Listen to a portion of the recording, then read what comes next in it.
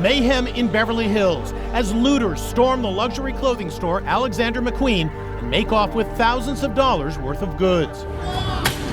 In upscale Santa Monica, devastating destruction as looters attack business after business. At Patagonia, they flee with surfboards. These looters make their getaway on a motorcycle. A video into our newsroom shows hundreds of people crowding an Arco near Central and Alondra. After smashing the door, dozens of looters flooded into the store, grabbing anything they could. LA Sheriff's deputies tell us there were thousands of dollars worth of merchandise stolen and 1,000 more in damages. This as deputies deal with numerous street takeovers throughout the city. Deputies say they couldn't intervene because of safety concerns as they were very outnumbered. Only one arrest was made last night related to those takeovers. I want to be clear, I'm not suggesting to you that the ransacking of a grocery store or a drugstore is the heart of this problem. I think it's far more profound than that. I think it's happening on a national basis in a far more widespread way, but I think it's being expressed in micro ways, in that things that we used to would have considered to be reprehensible, we now kind of shrug our shoulders at and go, yeah, it's unfortunate. We've got a whole new vocabulary for it. Smash and grabs now become a description for an evening out. Somebody asked me, one of our volunteers asked me recently if we cared if people took things from the next chapter.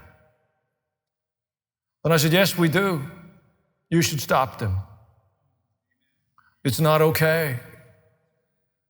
Something has happened to our hearts and our attitudes. I just sat down and made a list of some things that I think have contributed to this. And some of these are contributive and some of them are expressions of the looting that's taking place. Globalism, this move towards a global economy and currency. The diminishment of nationalism, where we shouldn't be proud of our country, we should be embarrassed of it. Causes us not to value the things that are valuable to us as a people. That diminishment of nationalism is associated with the demonization of colonialism. And into that discussion, they roll in missional activities. I'm talking about discussions at the most celebrated academic institutions in the country. Academia often teaches that Christian missions are a reflection of an antiquated view of people and culture. That we shouldn't presume to have a message of salvation which needs to be shared. And in order to discourage people from embracing that, and please understand, they've been telling your young people in our universities for decades now that the idea of missions is inappropriate, it's wicked, it's evil, it's condescending. And they'll cite the worst examples they can find of cultural missional activity when we tried to convert people's clothing and not change their hearts. They tell us Christian nationalism is wicked. It's become a derogatory term. Language has been manipulated to suggest that a love of country combined with an awareness of the sovereign intervention of God in history is not only inappropriate, it's dangerous. We should be investigated, monitored, watched. Christian Zionism gets dumped in that same bucket. That's the Christians who believe God has given the land of Israel to the Jewish people. We were recently included in the Jerusalem Post as one of the leading expressions of Christian Zionism in the world. I took it as a compliment. But I can give you some expressions of the looting of America. And one of them is the intentional marginalization of a biblical worldview. Folks, that's our heritage. That's our heritage. Imagine denying the heritage of the indigenous people of this nation, the Native American people. Tell them that the way they worshiped should not be remembered. We should be eliminated. We should find the worst examples of how it affected behaviors. You wouldn't think of it, but they've taken our Christian heritage. So now we see apostasy within the church, and we see assaults upon our faith from without. You understand, I hope, that Marxism requires the diminishment of faith. Marxism is not a mystery. It's been practiced now for well over a century, and wherever they come into authority, wherever they gain power, one of the first things they do is close the churches, eliminate the leadership and the voices. The movement of manufacturing away from our nation is a plundering of our nation. I mean, it's been going on. It started in a very significant way, in an intentional way in the 1970s. Moving manufacturing overseas, offshoring. There's a lot of statistics and a lot of numbers. I'll give you some high view stuff. As a result, the U.S. currently has a deficit of goods and services of over $500 billion a year. We don't make things anymore. We don't even want to go to work anymore. We don't even want to go to the office anymore. We want to work in our pajamas. It's become a national infection. But we didn't get to this point in a day or a week. It's not the result of a current administration, folks. This has been coming on us sequentially for quite a season. The devaluing of work and effort.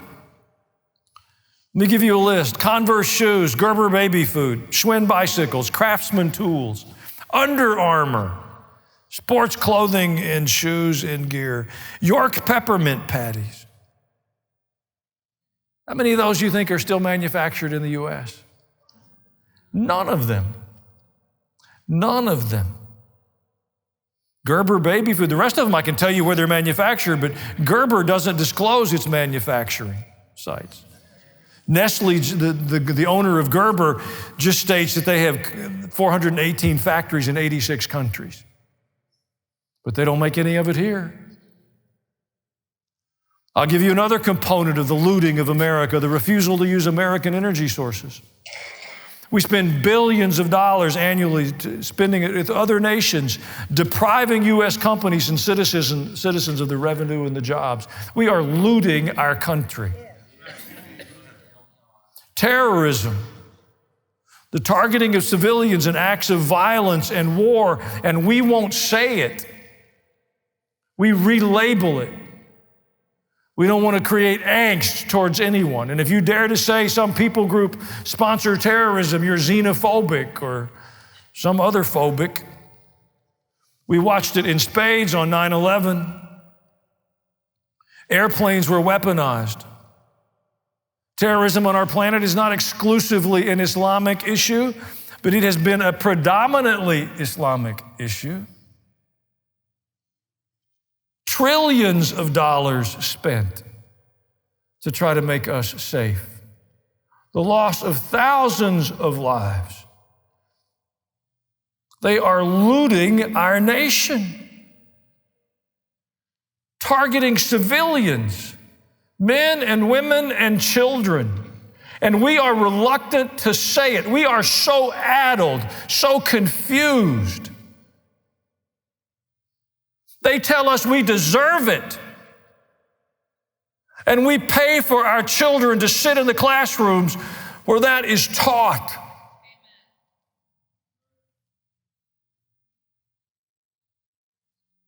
Illegal immigration. American taxpayers spent more than $150 billion, and these are conservative numbers, on immigrants illegally in the United States in 2023 alone. $150 billion.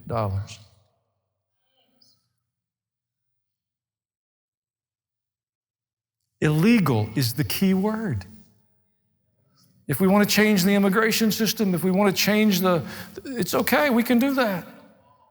You and I would go to prison for making illegal withdrawals from the bank. We call it stealing.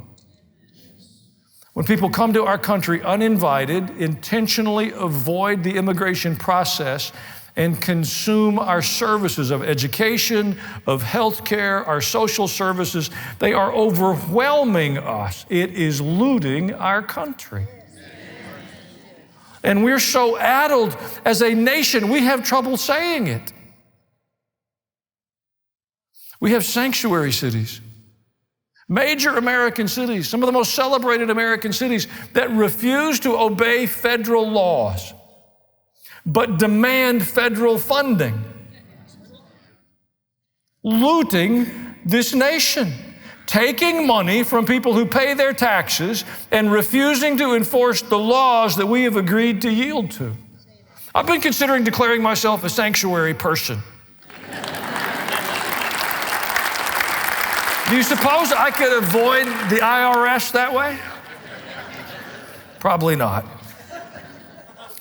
We've used our military as a social experiment, looting our nation, diminishing the ability of our fine men and women who voluntarily raised their hands to do the two things they're supposed to do in the military: defend our country and defeat our enemies.